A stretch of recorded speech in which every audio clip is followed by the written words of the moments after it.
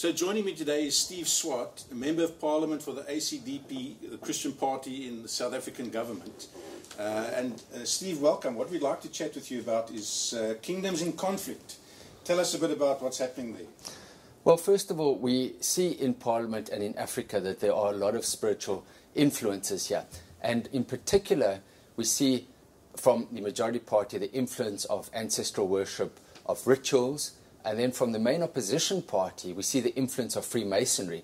And in fact, I'll take you later and we'll be able to see exactly where a Freemasonry lodge is operating here in Parliament. So it is crucial that we, who stand for the kingdom of light and the kingdom of God, address these aspects from a spiritual perspective.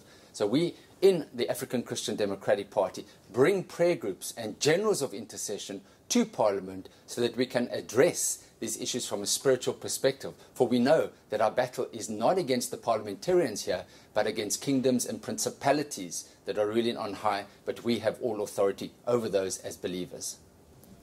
So we invite you, come to South Africa, come and visit us in Parliament, come and see what God is doing for yourself.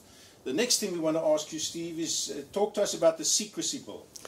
Well, those viewers from America will recall the Pentagon Papers and the Watergate scandal, and we in South Africa started to pass similar legislation trying to balance the access to information by citizens with, obviously there are certain interests and military secrets, commercial secrets that need to be kept secret. How does one reach that correct balance? And we drafted what became known as the Protection of State Information Bill, which had the by name of the Secrecy Bill. Initially, it was draconian, with very little access to information by citizens, but we, as the Christian Party, then engaged in an 18-month process. I am a lawyer, so I sat on that committee, and over a period of 18 months, myself, together with one or two other MPs, managed to redraft this piece of legislation.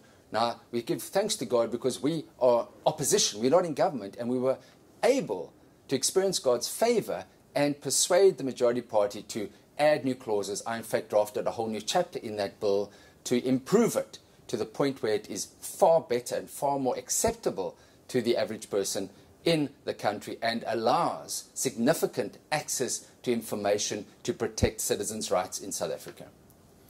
So this is really amazing to see. Yeah, you can see how it is possible to, as a believer, actually make an impact and actually change laws and change the way things operate in your nation.